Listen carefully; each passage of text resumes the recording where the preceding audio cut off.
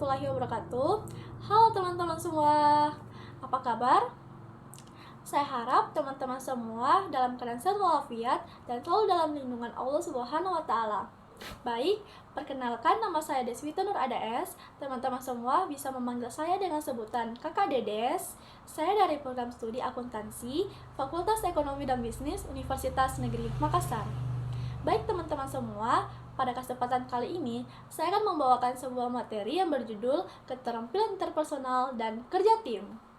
Pasti teman-teman semua banyak yang bertanya, Kak Dedes, apa sih keterampilan interpersonal? Nah, jangan khawatir dan jangan bimbang, saya akan menjelaskan apa itu keterampilan interpersonal. Keterampilan interpersonal adalah suatu sifat yang kita andalkan untuk berkomunikasi atau berinteraksi dengan orang lain. Kak Dedes, apakah keterampilan interpersonal itu penting? Ya sangat penting teman-teman semua, karena keterampilan interpersonal yang kuat itu dapat membantu kita dalam proses wawancara. Karena wawancara mencari pelamar yang dapat bekerja sama dengan orang lain.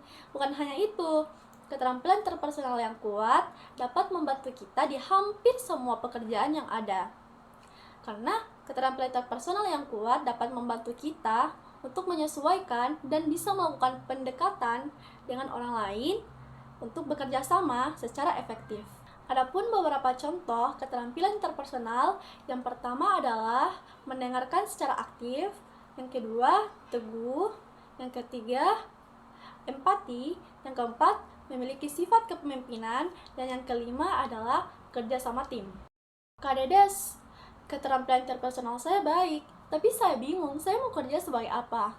Nah teman-teman semua, ini adalah beberapa pekerjaan yang membutuhkan keterampilan interpersonal, yaitu ada guru, ada asisten administrasi, ada perawat, ada manajer pemasaran, ada agen layanan pelanggan, dan lain-lainnya. Kak Dedes, bagaimana sih cara meningkatkan keterampilan interpersonal kita? Gampang teman-teman semua. Yang pertama, kalian harus mencari peluang untuk membangun suatu hubungan. Bukan hubungan sama pacar ya, tapi hubungan bersama orang lain. Yang kedua adalah, kalian harus berhati-hati dalam memikirkan atau mencari cara untuk meningkatkan interaksi kalian. Yang ketiga adalah, mintalah kritik yang membangun dari teman-teman yang terpercaya. Yang keempat adalah, amati cara interaksi positif dari orang lain. Yang kelima, carilah bimbingan. Dan yang keenam adalah, kalian harus bisa menentukan tujuan. Apa sih yang kita butuhkan untuk mencapai suatu kerjasama tim? Yang pertama adalah kita harus bisa berbagi ide-ide dan memberikan solusi. Yang kedua, memberikan pendapat, informasi, dan fakta yang relevan.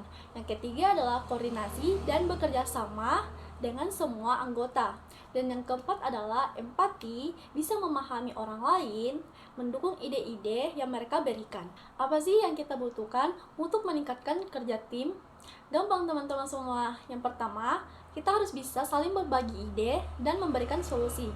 Yang kedua adalah memberikan pendapat, informasi, dan fakta yang relevan. Yang ketiga, harus selalu berkoordinasi dan selalu bekerja sama dengan seluruh anggota. Yang keempat, memiliki rasa empati, memahami orang lain, dan menerima ide-ide dari orang lain. Bagaimana cara memperkuat kerjasama tim? Yang pertama adalah mendorong, menerima, dan menunjukkan menerima ide-ide yang telah disajikan. Yang kedua adalah mengidentifikasi ide-ide dari teman-teman atau anggota lain yang paling efektif dan layak untuk direalisasikan. Yang ketiga adalah mendukung dan ikut berpartisipasi dalam suatu kegiatan yang ada. Baik teman-teman semua, saya akan memberikan satu contoh kasus terkait keterampilan interpersonal dan kerja tim. Perusahaan ABC adalah perusahaan teknologi startup yang sedang berkembang pesat. Mereka memiliki tim yang beragam dengan latar belakang dan keahlian yang berbeda-beda. Namun, mereka menghadapi tantangan dalam hal kerja tim dan keterampilan interpersonal. Yang pertama adalah komunikasi. Meskipun tim ini memiliki banyak ide inovatif, mereka seringkali mengalami kesulitan dalam berkomunikasi satu sama lain. Misalnya, beberapa anggota tim merasa bahwa ide-ide mereka tidak didengar atau dihargai. Yang kedua adalah kolaborasi. Meskipun setiap anggota tim memiliki keahlian yang berbeda-beda, mereka seringkali kesulitan bekerja sama. Beberapa anggota tim lebih suka bekerja sendiri daripada berkolaborasi dengan orang lain. Yang ketiga adalah manajemen konflik. Dengan beragamnya latar belakang dan pendapat, konflik sering terjadi dalam tim. Namun tim ini tidak memiliki mekanisme yang efektif untuk menyelesaikan konflik tersebut.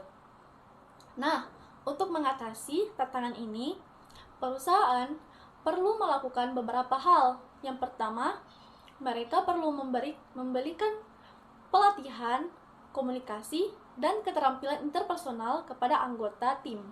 Kedua, mereka perlu mendorong kolaborasi dan kerja tim melalui kegiatan tim building.